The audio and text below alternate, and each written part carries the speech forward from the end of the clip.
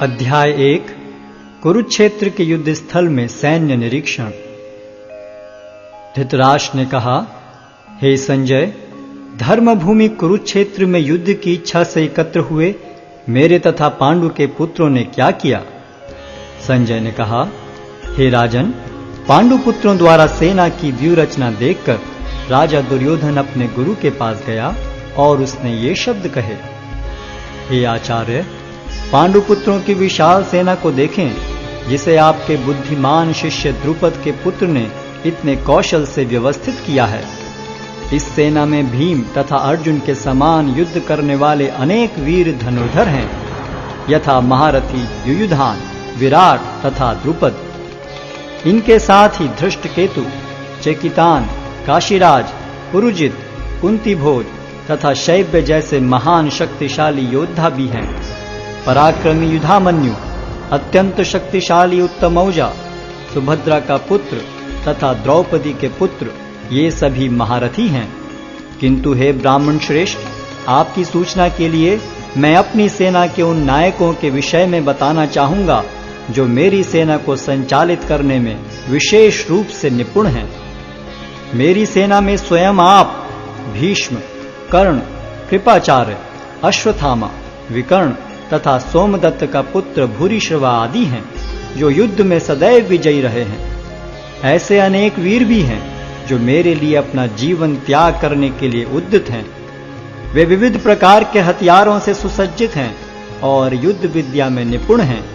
हमारी शक्ति अपरिमेय है और हम सब पितामह द्वारा भली भांति संरक्षित हैं, जबकि पांडवों की शक्ति भीम द्वारा भली भांति संरक्षित होकर भी सीमित है। अतएव सैन्य व्यूह में अपने अपने मोर्चों पर खड़े रहकर आप सभी भीष्म पितामह को पूरी सहायता दें। तब कुरुवंश के वयोवृद्ध परम प्रतापी एवं वृद्ध पितामह ने सिंह गर्जन किसी ध्वनि करने वाले अपने शंख को उच्च स्वर में बजाया, जिससे दुर्योधन को हर्ष हुआ। तत्पश्चात शंख, नगाड़े, बिगुल, तुरही तथा सिंह सहसा एक साथ बज उठे। वह समवेत स्वर अत्यंत कोलाहलपूर्ण था। दूसरी ओर से श्वेत घोड़ों द्वारा खींचे जाने वाले विशाल रथ पर आसीन कृष्ण तथा अर्जुन ने अपने अपने दिव्य शंख बजाए। भगवान कृष्ण ने अपना पांचजन्य शंख बजाया, अर्जुन ने देवदत्त शंख तथा अति भौजी एवं अति मानवीय कार्य करने वाले भीम ने पौंड्र नामक भयंकर शंख बजाया।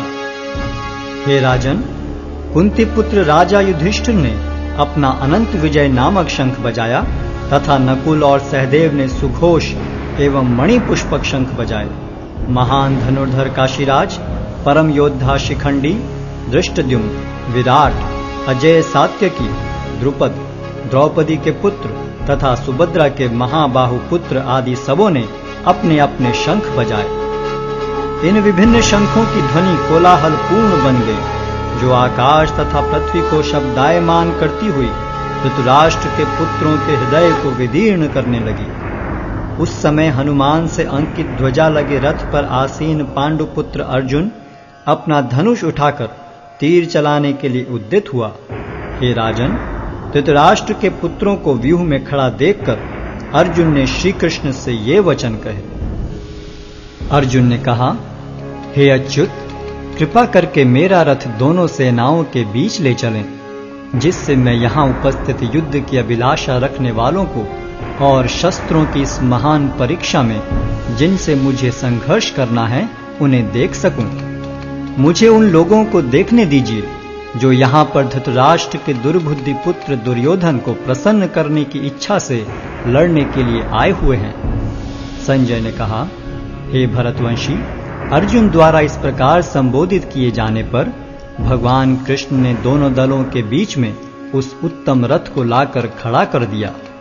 भीष्म, द्रोण तथा विश्व भर के अन्य समस्त राजाओं के सामने भगवान ने कहा कि हे पार्थ, यहाँ पर एकत्र सारे कुरुओं को देखो। अर्जुन ने वहां पर दोनों पक्षों की सेनाओं के मध्य में अपने चाचा ताऊओं, पितामहों, गुरुओं, मामाओं, भाइयों, पुत्रों, पौत्रों, मित्रों, ससुरों और शुभ चिंतकों को भी देखा।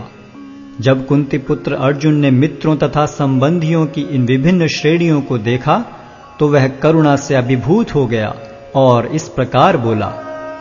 अर्जुन ने कहा, हे कृष्ण, इस प्रकार युद्ध की इच्छा रखने वाले अपने मित्रों तथा संबंधियों को अपने समक्ष उपस्थित देखकर मेरे शरीर के अंग कांप रहे हैं और मेरा मुख सूखा जा रहा है।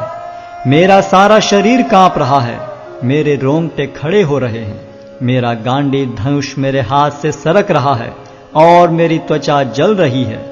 मैं यहाँ अब और अधिक खड़ा रहने में असमर्थ हूँ। मैं अपने को भूल रहा हूँ और मेरा सिर चकरा रहा है। हे कृष्ण, मुझे तो केवल अमंगल के कारण दिख रहे हैं।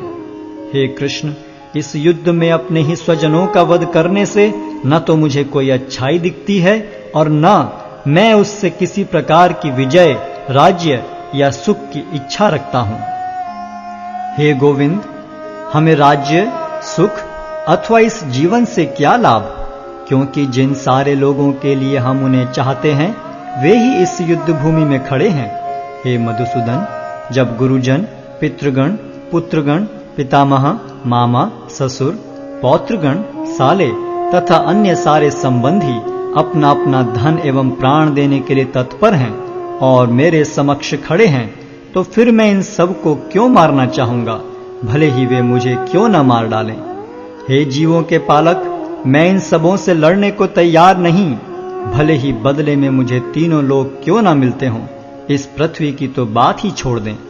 भला धृतराष्ट्र के पुत्रों को मारकर हमें कौन सी प्रसन्नता मिलेगी।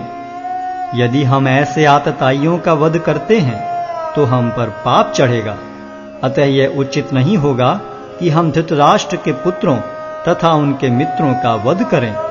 हे लक्ष्मीपति कृष्ण, इससे हमें क्या लाभ होगा और अपने ही कुटुंबियों को मारकर हम किस प्रकार सुखी हो सकते हैं। हे जनार्दन, यद्यपि लोक से अभिभूत चित्त वाले ये लोग अपने परिवार को मारने या अपने मित्रों से द्रोह करने में कोई दोष नहीं देखते, किंतु हम लोग जो परिवार के विनष्ट करने में अपराध देख सकते हैं, ऐसे पाप कर्मों में क्यों प्रवृत्त हों। कुल का नाश होने पर सनातन कुल परंपरा नष्ट हो जाती है और इस तरह शेष कुल भी अधर्म में प्रवृत्त हो जाता है। हे कृष्ण, जब कुल में अधर्म प्रमुख हो जाता है तो कुल की स्त्रियां दूषित हो जाती हैं और स्त्रीत्व के पतन से हे वृष्णिवंशी अवांछित संतानें उत्पन्न होती हैं।